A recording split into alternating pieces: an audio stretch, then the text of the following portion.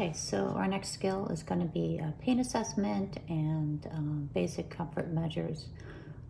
For purposes of my video, I'm going to say my patient has just had abdominal surgery, status post cholecystectomy, which is removal of the gallbladder. I'm going to say the call bell has gone off, and I'm going to walk into the patient's room, provide my kiwis, identify a patient with 2 identifiers, and ask them. They're going to be telling me they're in pain. I'm going to ask them about the pain. I'm going to use the OPQRST method. Onset, when did the pain start? P, what's going to make it better or worse? Q is the quality. Is it sharp? Is it dull? Can you describe your pain? R, can you point with one finger where the pain's at? And does it move anywhere? S, is the severity scale on a scale of 0 to 10. I'd ask them when I teach them about the severity scale on a scale of 0 to 10, can you rate your pain? 10 being the worst pain you've ever had in your life, 0 being no pain. So let's see, we got a QRS. T is timing, so is there any certain time of the day that makes it better or worse?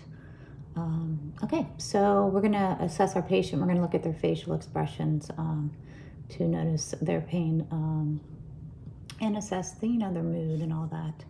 We're going to assess to see when the last time the patient got their pain medication, see if they're due for pain medication. If this pain is just so severe that we're continuously having issues with the pain not being controlled, we'd give the doctor a call and see if we can order something else to kind of help bridge that time. We can teach the patient different ways to kind of help with the pain. Say they've been coughing or sneezing and they've just had abdominal surgery. You want to teach them the splinting technique, get that pillow and kind of press in on the abdomen as you cough or sneeze. So if we're going to go ahead and give a pain medication, we're going to make sure that we document the time and everything that we gave it, and we would reassess. So for PO medications, we would reassess within the hour. It takes that long for it to get to the system. IM is about 20 to 30 minutes, and then IV is pretty much immediately.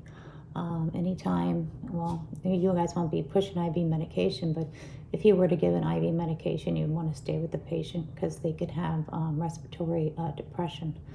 Let's see.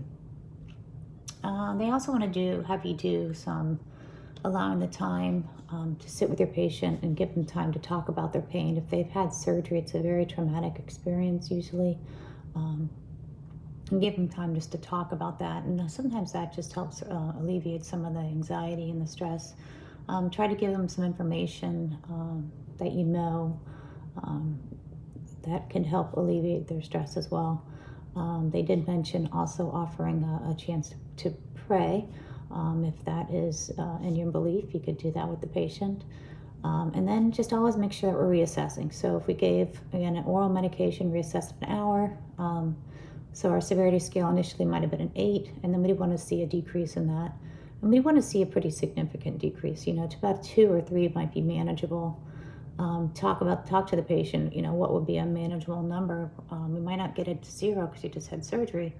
Is a 2 or 3 something manageable for you? Okay, and you want to do early ambulation with these patients that have had abdominal surgery.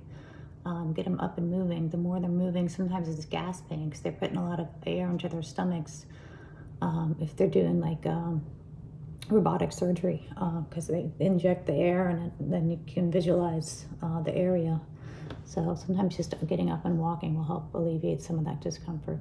Okay, thank you.